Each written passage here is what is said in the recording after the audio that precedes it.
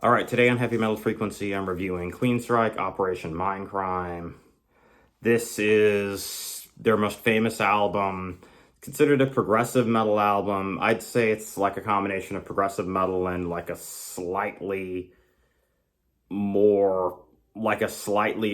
form of power metal. So it's in a way, it's kind of like a prog power album because there's so much emphasis on Jeff Tate's vocals.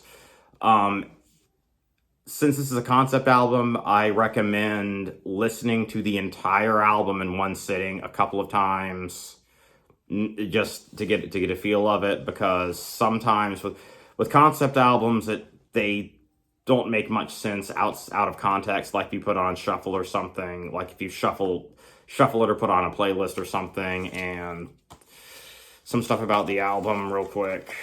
It's a 2-disc, it's a disc and a DVD, and that's the unbox the case. Yeah, I've gotten those comments, and so...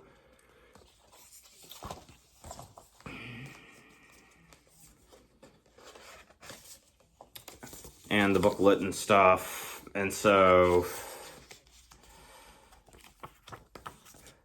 I have actually bought 2 copies of this. I have a digital copy as well that I got many, many years ago. And so this is a really great concept album, and it's about a drug addict who's dissatisfied and with the current state of politics, and he gets involved with a doctor named Dr. X, and it's a really, really cool album, and it uses multiple vocalists. And it has a kind of rock operetta feel to it on some tracks, like Sweet Sister Mary. It actually has 2 introduction tracks. I Remember Now is the introduction for the plot. It's like a introduction of a book, and then Anarchy X is an instrumental second track, and it introduces the instrumentation. Revolution Calling is an excellent song. So is Operation Mindcrime, and both of them are fantastic.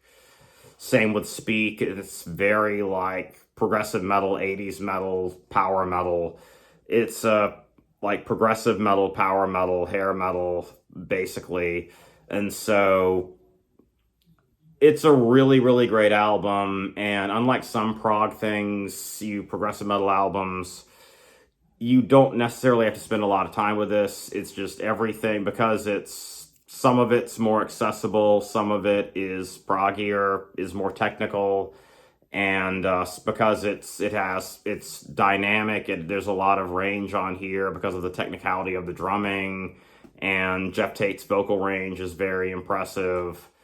The Needle Lies has a punk feel to it, kind of, and the gang vocals are treated in a different way, though, so it's really, really cool. Spreading the Disease is really, really catchy, and it's a little bit darker. Well, even though it's a progressive metal album, this is darker and throughout most of it.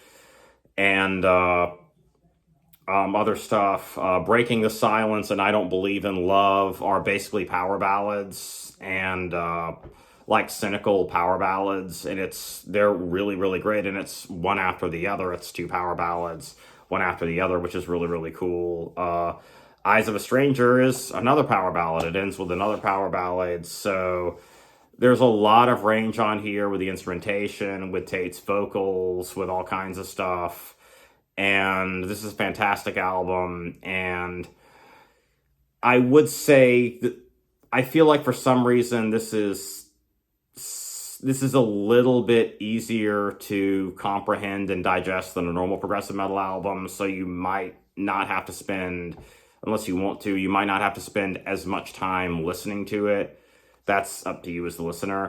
And so this also came with Operation Live Crime, live at Hammersmith in London in 1990, so that's really, really cool. And this is a fantastic album. It's one of those albums that you just need it, like Slaughter of the Soul and Heartwork and some other stuff. It's just something that if you really like metal, you should do yourself a favor and buy a copy of this. And I love Queensryche, I love progressive metal, and I highly suggest you pick up a copy of this when you get a chance.